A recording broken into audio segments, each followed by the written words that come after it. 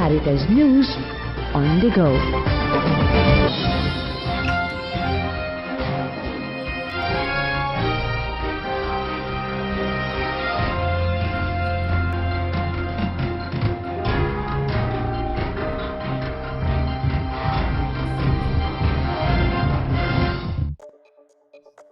Good morning. This is Caritas News on the Go. I'm Jean Ray Henderson. We shared with you previously another unique Caritas Kindness Station in Butuan.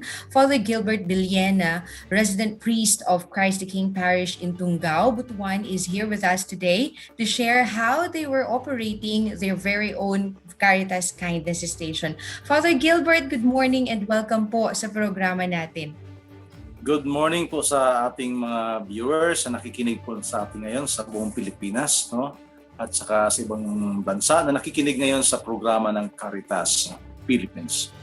Opo, Father, bago natin i-describe kung paano kayo nagsimula sa Caritas Kindness Station, please describe muna po sa amin yung parokya ninyo. Malayo po ba ito sa mismong Butuan City? Paano ito mararating? Mahirap po ba yung sasakyan? Ang parokya namin dito, yung Barangay Tungao, Butuan City, no? Agusan del Norte, isa ito sa mga lugar na malayo sa Butuan, no?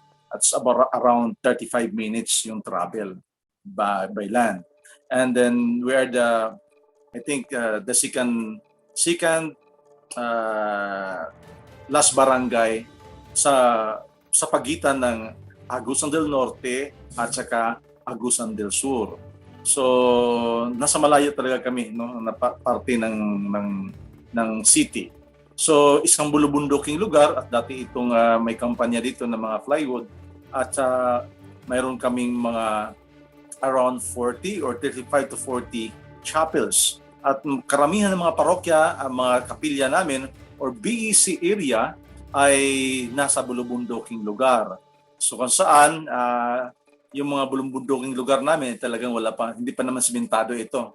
So madalas ito ay nagta-tricycle kami papunta sa mga area para sa monthly mass at saka mayroon ding mga area, no, na talagang kailangan, lalo na pag panahon sa baha, na isasakay namin yung mga motor namin, yung aming tricycle o yung motor sa isang balsa para makapunta makatawid sa isang kapilya, isang barangay.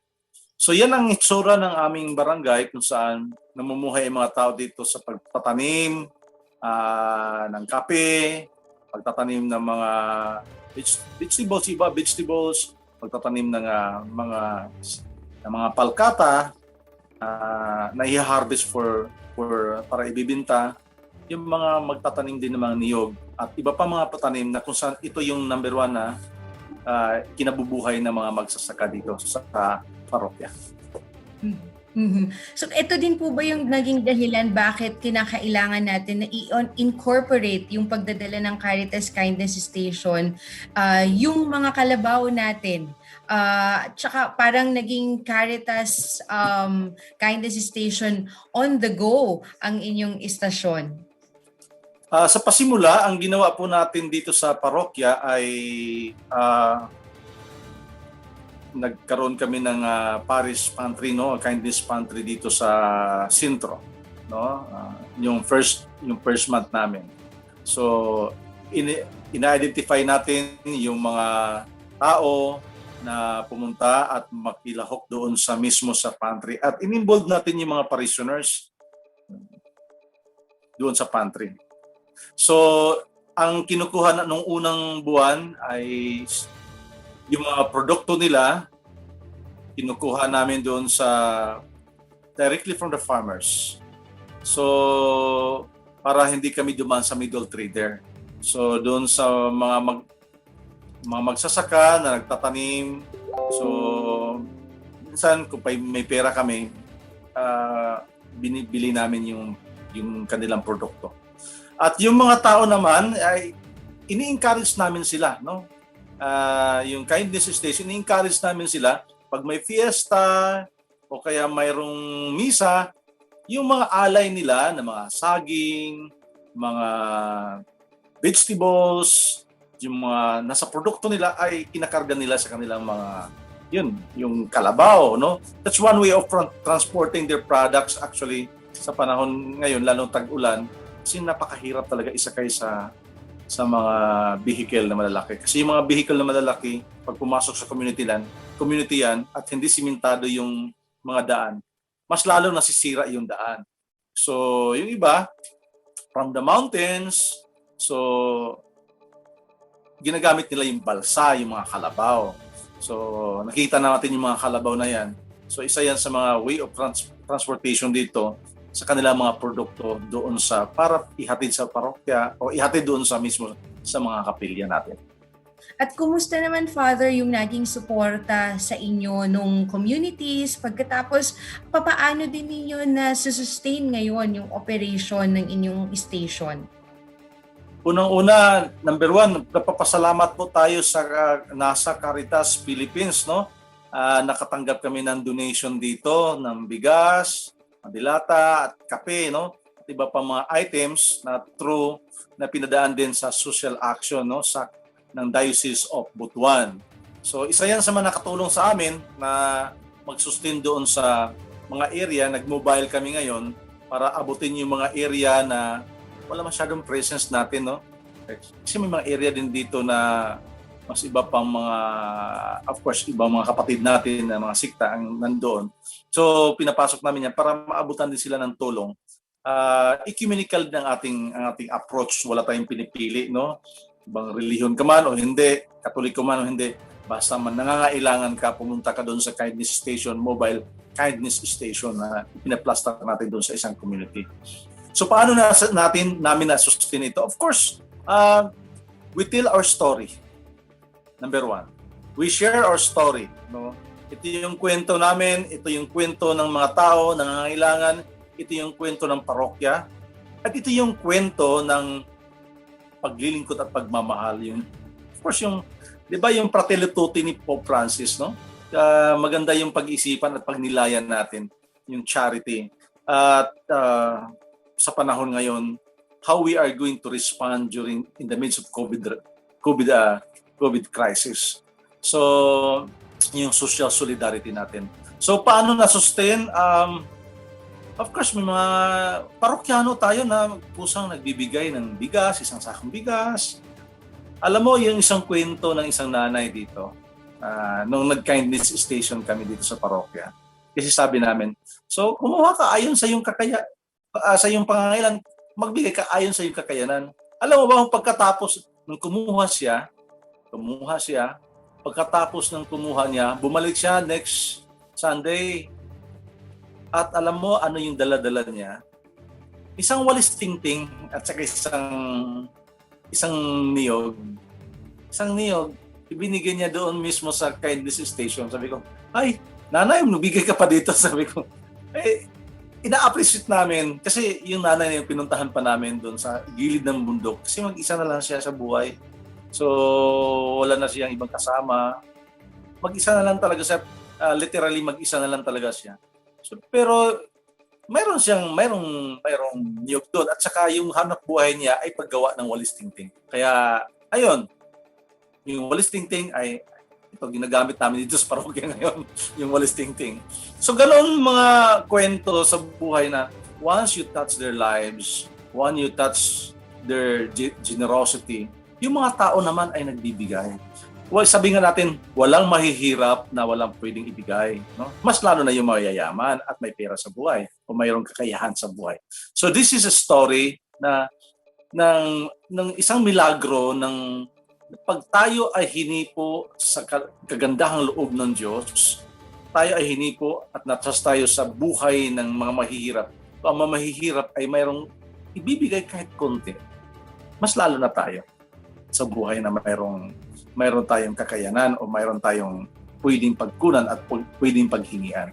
So, I think yung narratives of sustainability nitong Kindness Station ay mismo doon sa kwento ng pagtutulungan, pagmamahalan, at doon sa kwento ng solidarity ng bawat isa. So, ini-encourage din namin sila magtanim. Actually, para maibigay din sila. Actually, there was a time, kasi may seed bank kami, seedlings na mga eggplant. Sabi namin, mayroong bigas, mayroong eggplant, at mayroong ilang pirasong mga eggplant na puno ng eggplant, yung pangtanim, para itanim din nila sa kanilang mga backyard.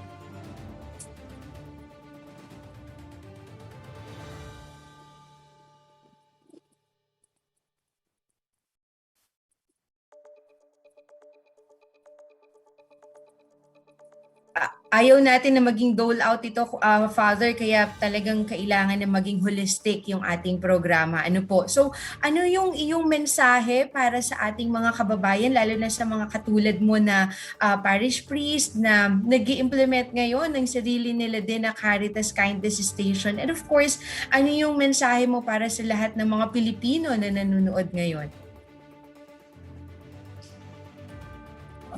Una-una, ako ay resident priest po dito. Resident priest po muna dito sa Christ the King Parish, no, to Butuan City.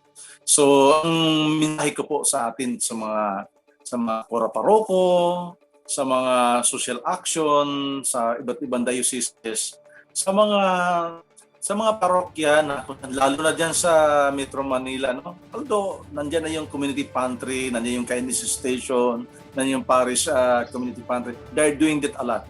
Alam niyo yung kwento ng kindness station, nung napating ka dito, nakikita natin yung, of course, maraming mga tao talagang gutom eh.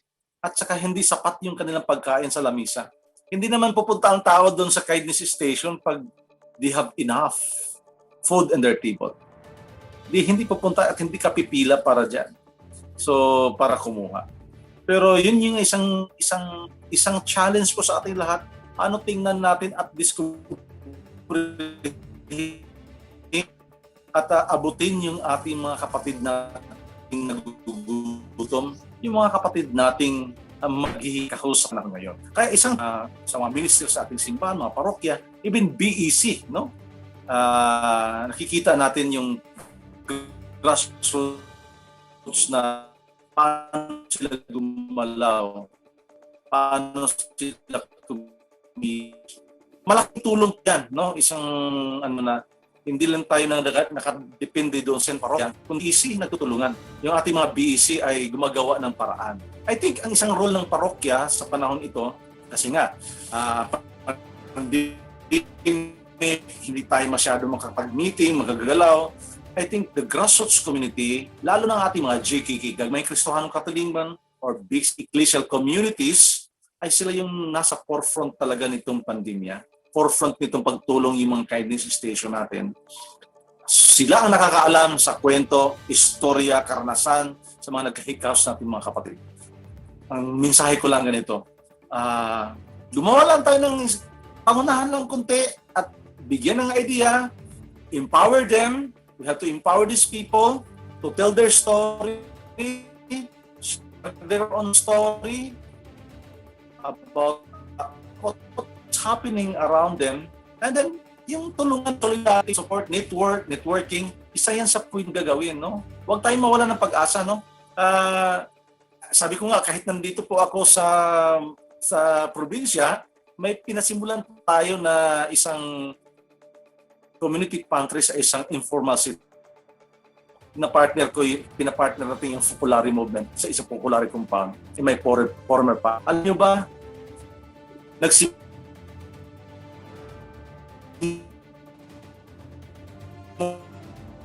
kami 2,000 pesos.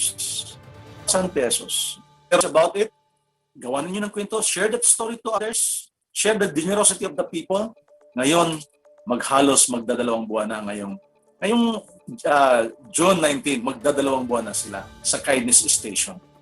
Iba na ngayon ang pagkakatok ng tao ngayon. Hindi na kumakatok sa bahay para mismo kumuha ng pagkain, maghingi ng pagkain. Kumakatok na sila sa page ng Facebook. May pagkain pa ba dyan? May bigas po ba dyan? Kasi pag gusto lang namin maitawid yung tanghalian namin para makapagtanghalian lang kami sa family namin. At nagbubukas yung gate at pinapasok yung tao. Ganon din ang ginagawa natin dito sa parokya sa Christ the King. dito sa Tunga, nagkakaroon tayo ng kindness station. So, yan po ang aking mensahe sa mga parish priest, sa mga social action. Hopefully hindi tayo mawala ng creativity. At wag tayong mag-isip na doon lang agad tayo doon sa mga institutional support na galing sa mga malaking pera talaga na pwede agad natin gamitin, ganyan. May mga tao po din sa ating paligid, no? Na handang tumulong. And we can sustain that. Yeah. We can sustain that by telling our story. At of course, yung sustainable niyan. Opo. Kinakailangan talaga na ipalaganap natin ang mabuting balita na to at saka yung kagandahang loob, ang busilak na kalooban ng ating mga kababayan. Lalong-lalo na ngayon na talagang grabe yung pagtutulungan na ginagawa natin po. So, Father Gilbert, maraming salamat po sa inyong panahon na ibinigay dito sa ating programa at mabuhay po kayo. So maraming salamat po sa Caritas at sa nasa national. Thank you very much po sa atin. Maraming salamat. We've listened to the sharing of Father Gilbert Villena, the resident priest of Christ the King Parish in Tungao, Butuan. On another news, the state of land reform in the country is far from being a happy occasion. At Caritas Philippines, we have been advocating for land rights for over several decades already with support from a number of Caritas Internationalis member organizations. Our land rights project in Gumaka and Taytay, for example, is being supported by Caritas Korea. To share with us some updates on what we are doing and how we are assisting our communities affected by this concern, here's our legal officer at Caritas Philippines, Attorney Jen Louis Villantres. Good morning, Attorney. Welcome again to the program. Good morning, Jane. Good morning to everyone. Kumusta ka po? Ano ang mga pinagkakaabalahan natin ngayon? Kumusta ang ating mga komunidad? Isa sa pinagkakaabalahan ng ating Caritas Philippines na programa ay yung Land Rights Program. Sa Land Rights Program, meron tayong mga komunidad na mga tinutulungan sa Apostolic Vicariate ng Taytay, sa Coron, Busuanga, Palawan, sa Gumaka, Diocese ng Gumaka sa Quezon. Ang mga tinutulungan natin dito basically yung mga katutubo tsaka mga magsasakang walang lupa. So pag ang pinag-uusapan natin yung mga katutubo, ang ating usapin dito yung kanilang karapatan sa lupang ninuno o ancestral land. Kasi ang kalimitang nangyayari, gawa ng development, gawa ng ilang makapangyarihang mga tao, kung tutuusin yung lupa sa Pilipinas ay para naman talaga sa mga katutubo in the first place, kasi bago pa man dumating yung lahat ng sistema ng pagpapatitulo sa lupa, sila na yung nariyan, yung mga ninuno nila.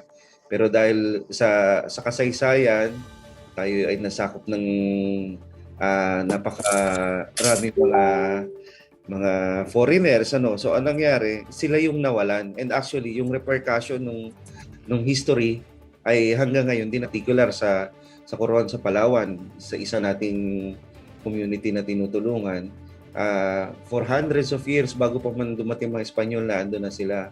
Pero dahil dumating yung development, may tinayong airport, may tinayong bakahan, so sila yung unang na-display, sila yung nawala.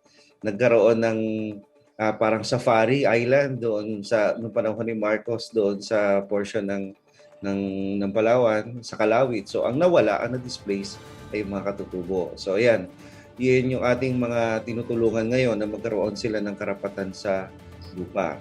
Aside from that, syempre meron din tayong mga kapatid na mga magsasaka na walang sariling lupa. So yun din yung isa sa ating tinutulungan na magkaroon sila ng sariling lupa sa ilalim ng Agrarian Reform Program. Or meron din tayong mga tinutulungan na komunidad sa Quezon, Quezon Province na bilang tenant naman. Hindi sila entitled na magkaroon ng sariling lupa sa ilalim ng Agrarian Reform Program. Hindi sila entitled as beneficiary. Pero ang ating habol ay ma-secure yung kanilang tenancy. Yung pagiging tenant nila ay magkaroon ng tinatawag natin security of tenure na hindi sila basta-basta mapapaalis ng landowner at hindi oppressive yung mga arrangement pagdating sa bayaran na expenses, sa renta sa lupa, at iba pang mga bagay na may kinalaman doon sa pananakahan. Yan. Mhm. At itong lahat ng itong ginagawa natin, attorney, ano yung parang pinakamahirap doon sa mga proseso? Ang unang pinakamahirap, syempre, sa mga katutubo, sa mga magsasaka, ay hindi naman nila iniisip kaagad yung karapatan nila. No? Sa kanila, kung ano yung kakainin sa araw na ito at bukas, ayun muna ang isipin nila. So, may mga naririnig nga tayo o mayroong mga komento galing sa mga magsasaka. Bakit ba kailangan kami umattend ng meeting? O ba't ba kailangan kami umattend nung paralegal training? Sayang yung araw namin, wala kaming kakainin. So, isa yon sa malaking challenge sa atin, no, sa simbahan, na hindi lang basta pagtulong yung ginagawa natin kasi gusto natin malaman nila yung karapatan nila. Pero ang problem, ang immediate concern nila hindi pa yung karapatan nila, hindi pa umaabot sa ganung kalalim yung pag-unawa nila sa kanilang karapatan ng pagkaroon ng sariling lupa. Ang mas immediate pa sa kanila ay masagot yung kanilang gutom para sa araw na to.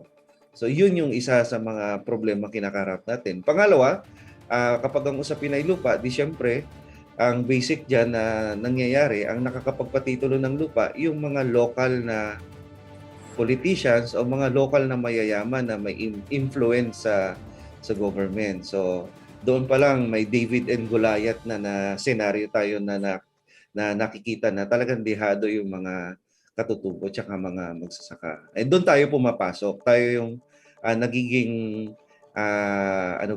tayo yung katuang ng mga magsasaka para hindi naman sila dehado pagdating sa pagtatanggol sa kanilang karapatan. Mm-hmm. And ang lahat ng ito din, attorney, so meron tayong mga challenges, and paano nagsusupport din sa atin, or how is the government, how does they come in dito sa lahat ng ginagawa natin?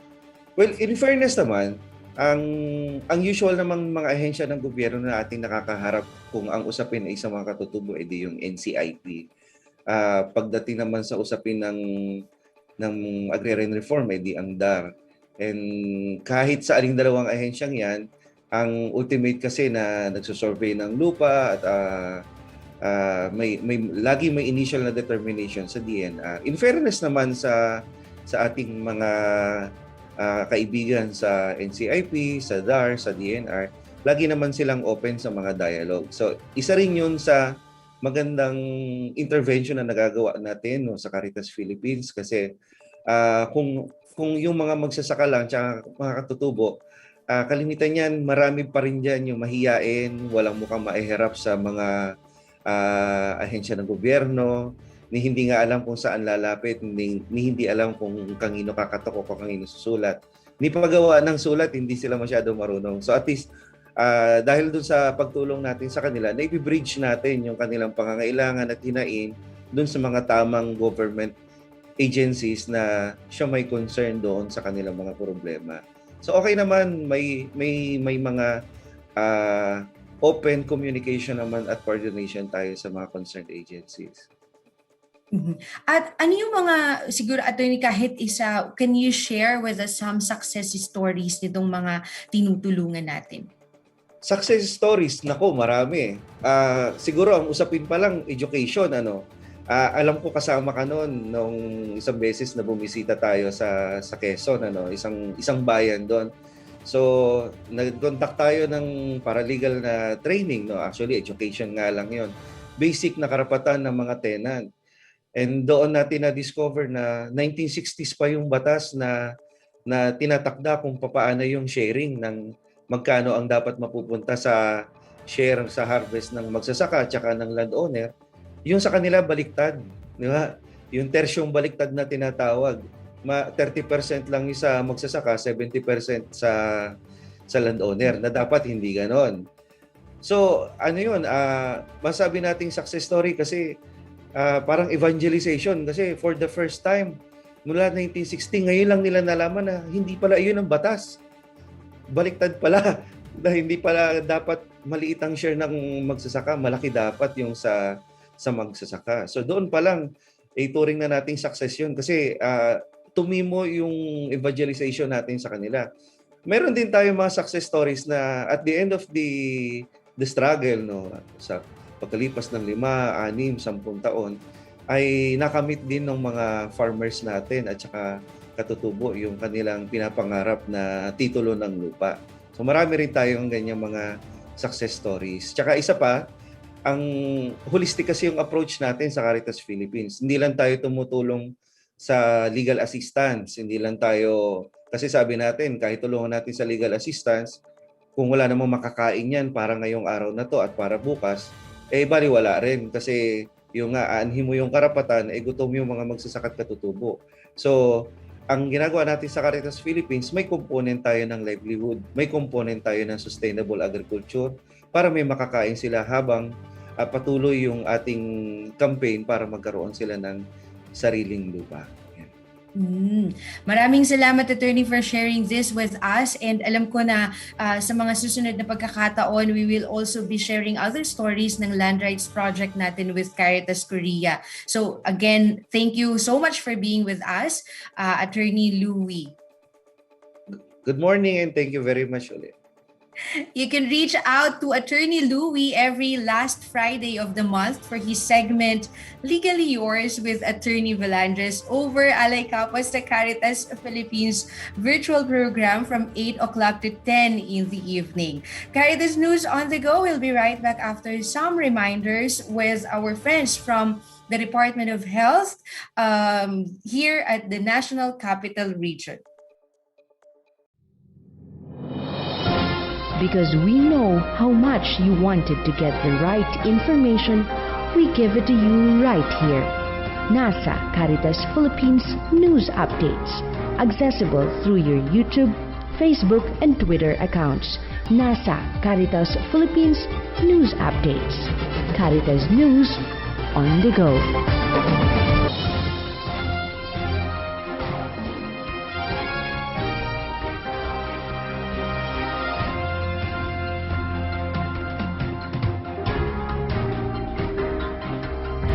I'll introduce you po and then we go na diretso sa discussion natin.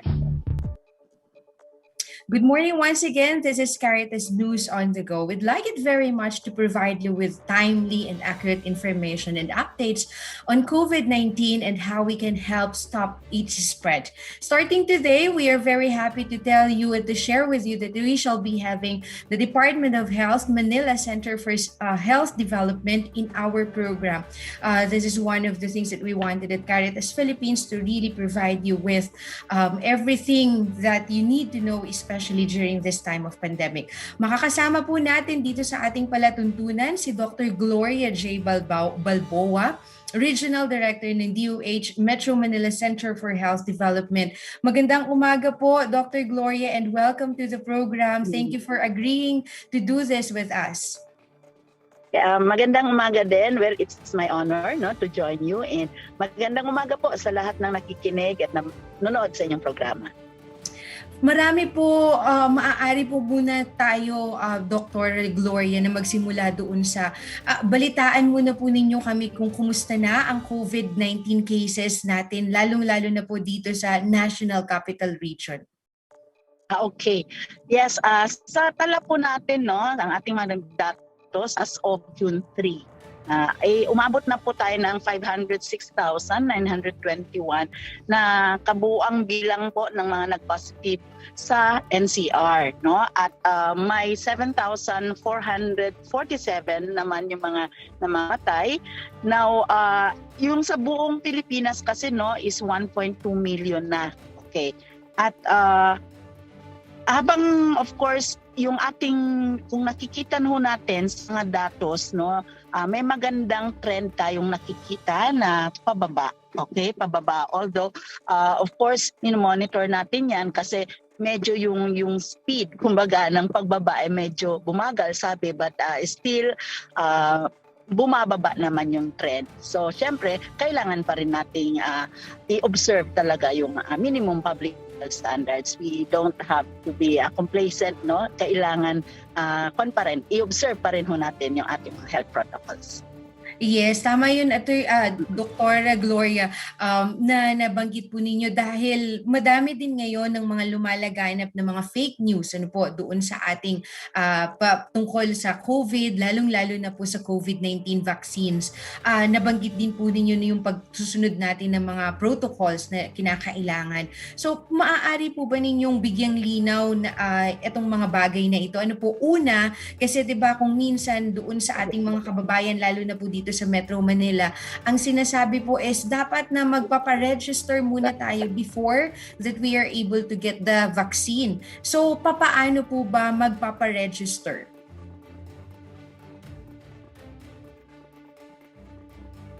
Ay, medyo nawawala sa ating linya si Dr. Gloria.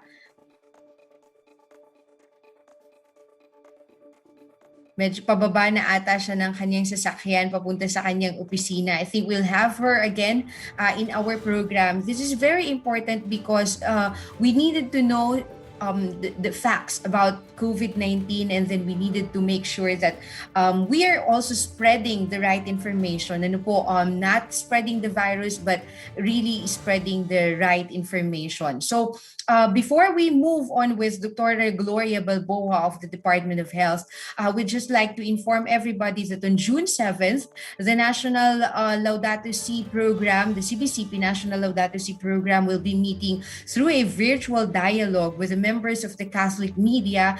This is composed of our diocesan social communications officers and then the Catholic Media Network. Kasama din po natin dyan ang CBCP Media Office. This is headed by Bishop Marcelino Antonio Maralit of the Episcopal Commission on Social Communication and Mass Media. We wanted to be able to have them on board our advocacy programs, especially on ecology, because we know that with the media we can do more, we can provide you more information, and we can triple the ripple effect of the right information that we are providing with you. Also, on June 8th, we shall be having the Social Action Network Town Hall meeting with the World Health Organization and Rappler to share with us COVID information again and fact-checking initiatives, because these are the things that will help us also in our, not only in the vaccination program of the dioceses, but also in providing really information to our communities with regards to not only the COVID-19 virus, but also the things that we do in terms of providing the right information, checking which of these informations that we receive are fake news, and then which of these information would really be helping us in providing the correct information to our viewers, to our communities. On the same day, we shall be starting off also the 2-day media mainstreaming workshop on Laudato Si and other major ecological advocacies of the Catholic Church in partnership with the CBCP Media Office, Lycas News, and Radio Veritas Asia. So you see with the line of events that we'll be having next week, most of them are really centered or focused on providing or getting the right information, because we know that there are things that very important for us to be able to share with our organizations, with our network, with the Social Action Network. We shall be also having the launching of the Alay Kapwa Stewardship Programs on June 12. That's Independence Day. We have it themed freedom from hunger, freedom from poverty, and freedom from ignorance, because as we all know, we would be launching our feeding program, our food security program, our scholarship program during that day. So stay tuned with all the programs that we will be doing in the coming weeks, especially that there are things that you need to know, and we are very excited for you to know about this. So we will be getting back with Dr. Gloria Balboa. We'll just make sure that she has a good she's comfortable with her place at the moment. She's in the office at the moment. Caritas News on the Go will be right back.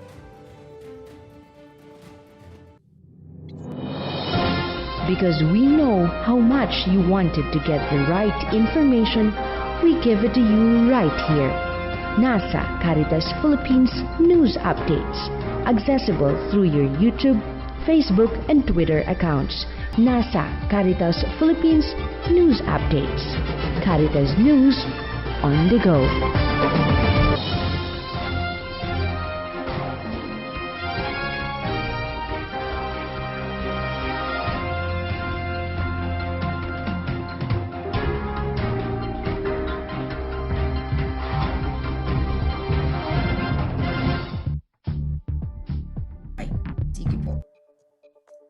Okay. Now we're back with Caritas News on the Go. As we have mentioned earlier, we are joined in the program and we are hoping that this would not be the first and the last for our friends from the regional office of the DOH in Metro Manila Center for Health Development. Again, we are joined in by Dr. Gloria Balboa, the Regional Director of DOH in Metro Manila. Again, good morning, Doctora, and welcome back to the program. Yes, good morning ulit, no? Pasensya na at naputol tayo.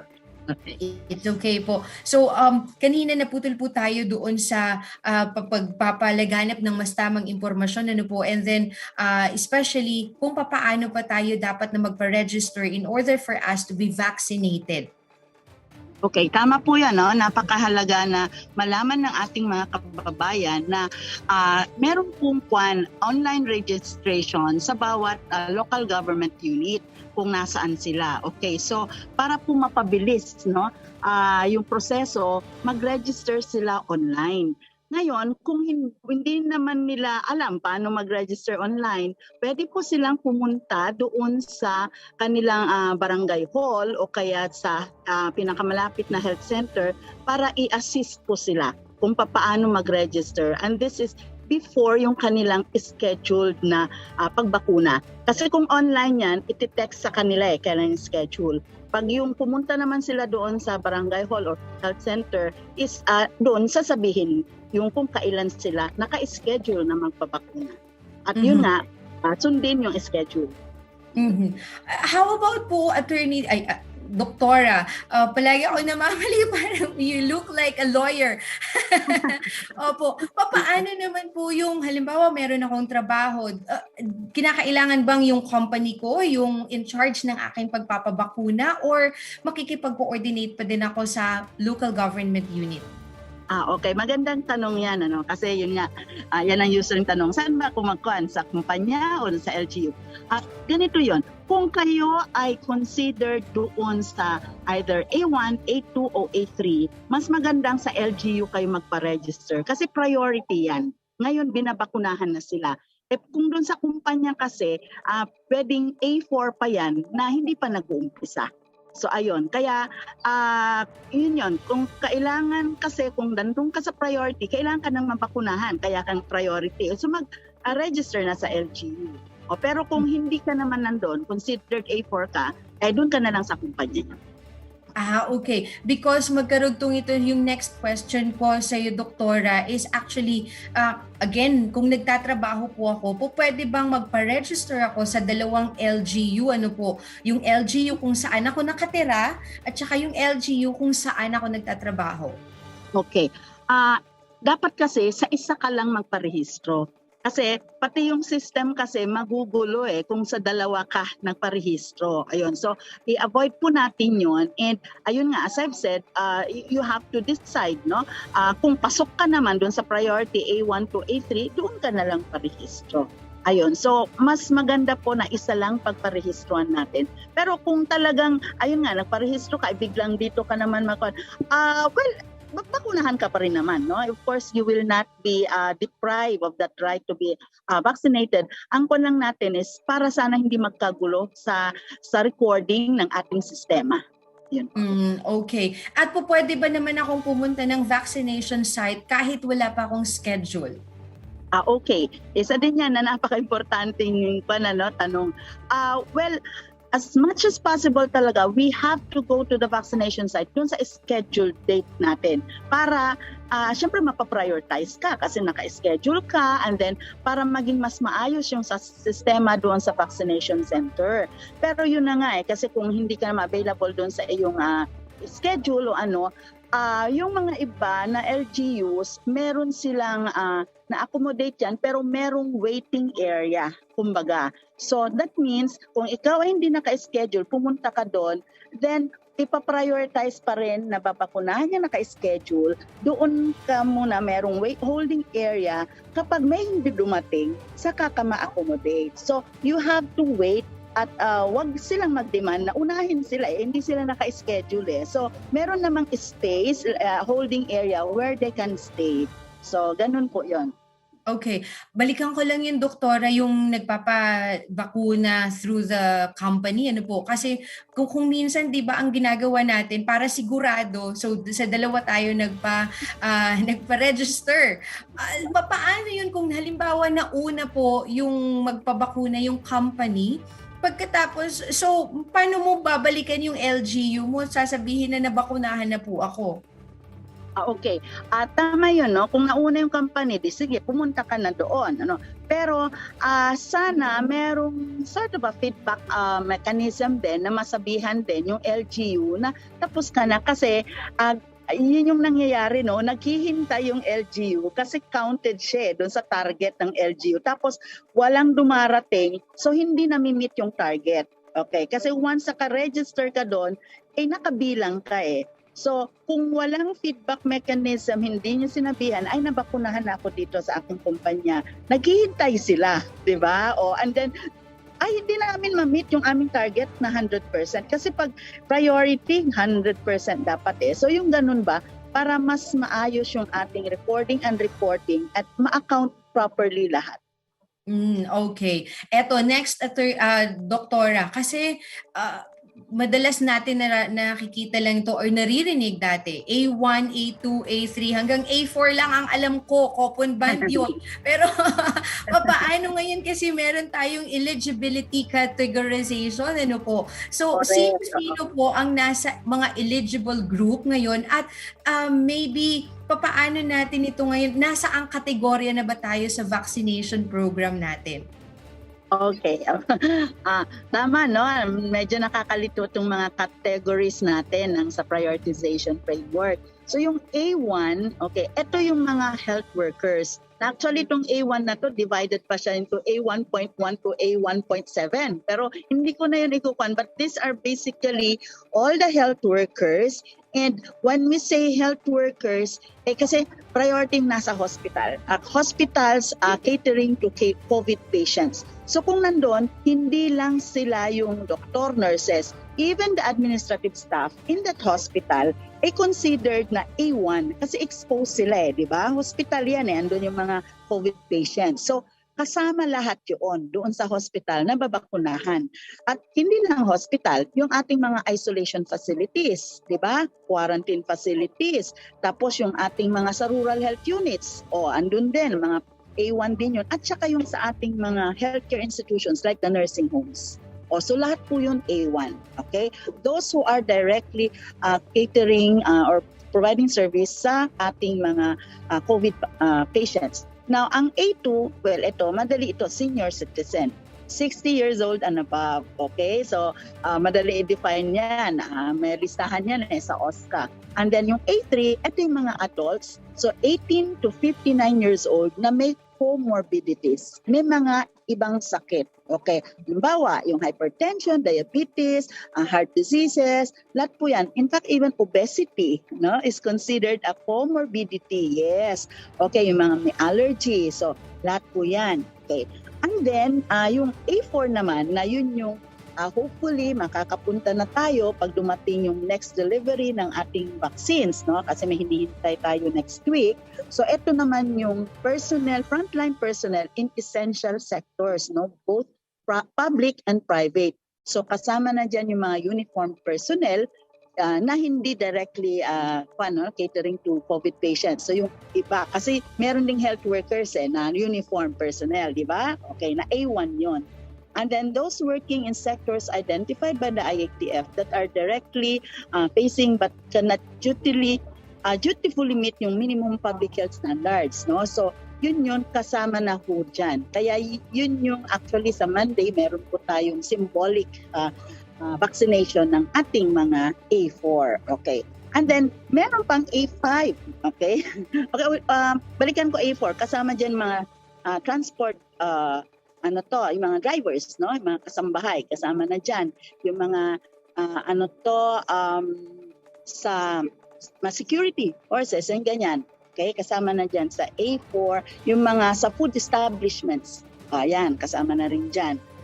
Okay, and then yung A5, ito na yung ating poor population na mas marami na naman at itong poor population based doon sa ating National Household Targeting System for Poverty Reduction. Ito yung listahan ng DSWD, ba? Okay, and then so matapos yan yung A. Meron ng B1 naman, teachers, social workers, okay, and then B2, other government workers, B3, other essential workers, ayun. Tapos B4, socio-demographic groups na hindi siya yung poor, no, yung mas higher ang kanyang socio-economic status. B5, overseas Filipinos workers. And then B6, other remaining workforce. And then finally, yung group C, the rest of the Filipino population. Ayun. So pag ma-cover natin lahat ito at mga 70%, yun yung masasabi na natin na we are able to meet yung herd immunity or now we call it mass protection na napaka-importanting ma-reach natin. Okay. Yes, oo, kailangan talaga yun po, Doktora. Kanina nabanggit mo po yung obesity as part ng comorbidity classification natin, ano po, at po pwedeng magpabakuna. Etong halimbawa na diagnose natin na merong mental illness, kasi alam naman natin hindi natin sila po pwedeng i-exclude, di ba, doon sa vaccination program natin. So, included po ba sila doon sa sinasabi nating people with comorbidity? Yes, kasama po rin sila, no? Kasi siyempre we don't discriminate in them, no? At kasama rin po sila na poprotektahan po natin. It's part of comorbidity. Okay. Parte sila nung ating mga dapat na bakunahan. Okay.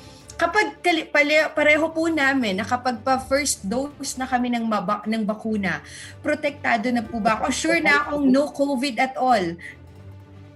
Okay. Ganito po yon. Para po natin makamit yung full protection nitong COVID vaccines, kailangan 2 doses. Okay? So, hindi enough yung first dose. Kailangan magkaroon pa rin tayo ng second dose para nga kumpleto yung ating protection na makukuha sa bakuna. So, napaka-importante second dose. And if meron akong second dose, Doktora, okay na bang hindi na ako mag-face mask, hindi na ako mag-face shield kapag pupunta ako sa mga public areas, public places? Nako, ang ganda ring tanong yan.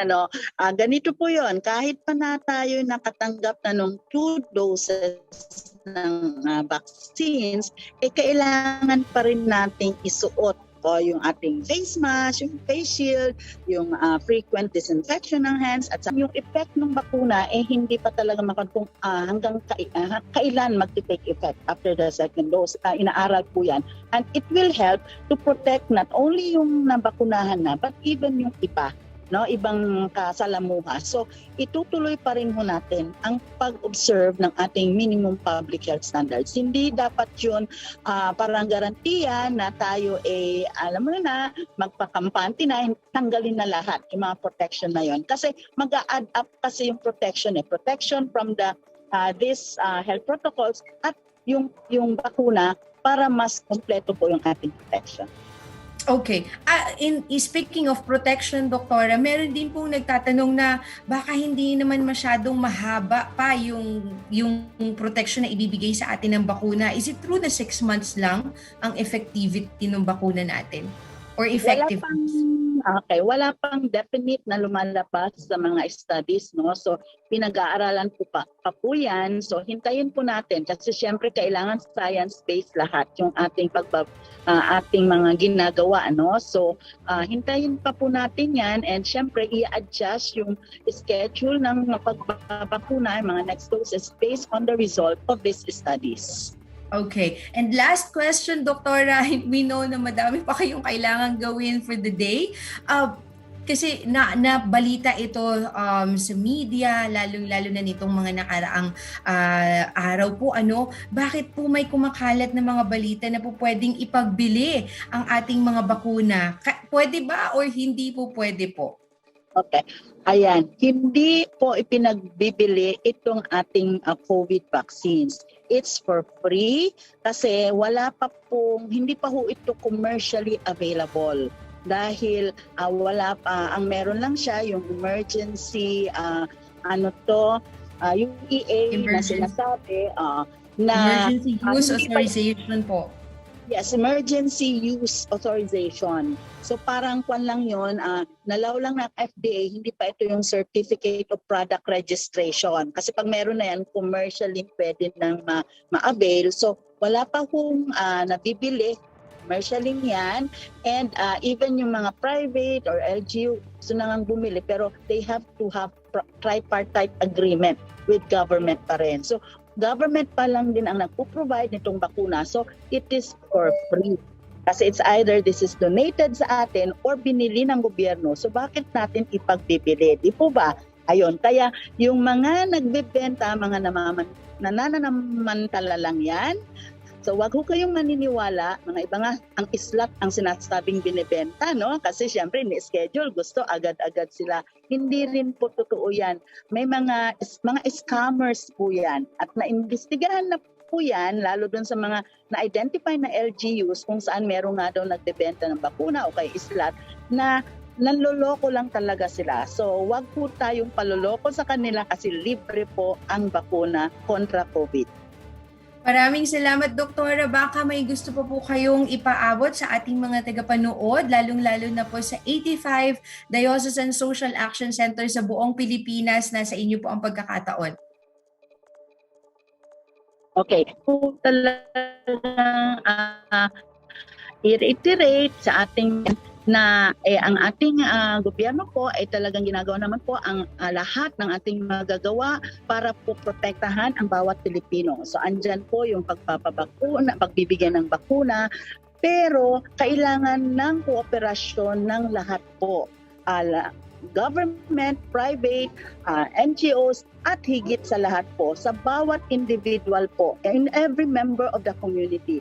Kasi po yung pag-observe ng minimum public health standards, mismong tayo po ang dapat gumawa noon. So magawa lang po natin yan, napakalaking kontribusyon na ho natin para mahinto itong paglaganap or pag-spread ng COVID-19. At ulitin ko, kahit po tayo na bakunahan, ituloy pa rin ho natin itong pag-observe ng minimum public health standards. So sa pagtutulong ho nating lahat, kayanin po natin itong masugpo ang COVID-19 pandemic. Maraming salamat po. Maraming salamat po, Doktora, sa oras at sa pagkakataon na makasama namin kayo dito sa ating programa. We will be looking forward to a more delightful and more meaningful discussions with you and your team, Dr. Gloria Balboa. Maraming salamat po muli. Maraming salamat din po sa opportunity ito. Thank you so much again. For everybody watching, so we will be having the DOH Metro Manila Center for Health Development in our programs here at Caritas News on the Go, so that they would be able to provide us with more relevant, more timely information that we need to know about COVID-19, the pandemic, and then the virus, and then how our government is also responding. So next week, we will again be meeting with you, everyone virtually here in our program. This is Caritas News on the Go. I'm Jean Ray Henderson. Good morning. Because we know how much you wanted to get the right information, we give it to you right here. NASA Caritas Philippines News Updates. Accessible through your YouTube, Facebook and Twitter accounts. NASA Caritas Philippines News Updates. Caritas News on the go.